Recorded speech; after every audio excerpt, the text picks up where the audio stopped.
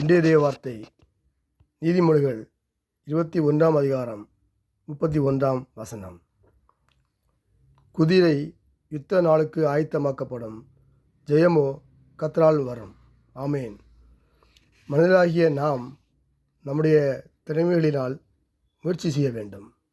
நாம் திட்டமுடன் செயல்பட வேண்டும். ஆனாலும் வெற்றியை தருபவர் கர்த்தர் ஒருவரே.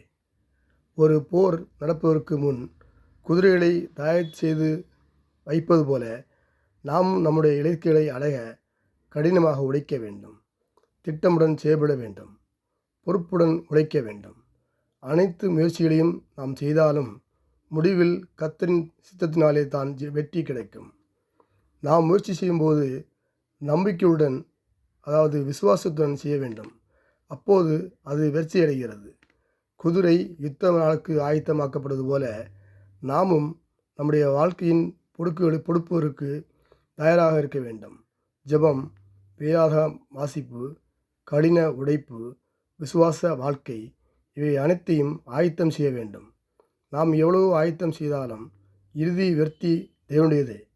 இன்று நாம் தேவனுடைய கிருபையால் அவருடைய ஒத்தாசையுடன் நாம் முயற்சி செய்யும்போது நம்முடைய வாழ்க்கையிலும் ஆண்டவர் வெற்றியை தருவார். இயேசு நாமத்தில் பிதாவே, ஆமேன். நல்ல ஆண்டவரே, உமக்கு நன்றி செலுத்துகிறோம். ஒரு புதிய நாளுக்கான கிருபை செய்தரே, உமக்கு ஸ்தோத்திரம். இந்த நாள் எனக்கு ஆசீர்வதித்தரும்படியாக ஜெபிக்கிறோம். இந்த வசனத்தை கேட்கிற, ஜெபிக்கிற, தியானிக்கிற பிள்ளைகளை ஆசிரிங்க. ஊழியக்காலுடைய சுகத்தை விரும்ப கர்த்தருக்கு மெம்முண்டாவதாக.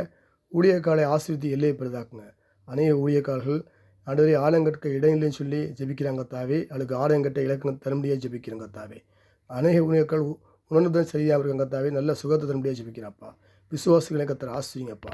ஆண்டவரே, இந்த நாள் முழுவதும் ஒவ்வொருவரையும் ஆசிரியத்து எல்லையை பெரிதாக்குங்கப்பா. ஆண்டவரே, ஆசிரியர்களை கர்த்தர் ஆசிரிங்க. ஆண்டவரே, வேலையாளுக்கு நல்ல வேலையை தாங்கப்பா. வியாபாரங்களுக்கு நல்ல வியாபாரம் தாங்கப்பா. இப்படியாக படிக்கிற பிள்ளைகள் நல்ல எக்ஸாம் எழுத உதவிச்சிங்கப்பா. ஆசீர்வித்து பாதுகாத்து எல்லையை பெரிதாக்குங்கப்பா. யார் யாருக்கு என்னென்ன தேவைன்னு சொல்லி ஜெபிக்கிறார்களோ அவள் தேவைகள்லாம் சந்திக்க முடியாது ஜெபிக்கிறேன். ஆசீர்வித்து எல்லையை பெரிதாக்கும் ஜெபிக்கிறாண்டே. தீங்கு துக்கப்படுத்தாபடிக்கு விலைக்கு பாதுகாத்துக்கொண்டு ஜெபிக்கிறாண்டே. அதிசயங்களை காணப்படி செய்ய முடியாது ஜெபிக்கிறங்க தாவே. ஆசீர்வதிங்க, பாதுகாத்துக்கொள்ளுங்க, பலப்படுத்துங்க. இயேசு கிறிஸ்து நாமத்தில் ஜெபிக்கிறவங்களுக்கு நல்ல பிதாவே. ஆமேன், ஆமேன்.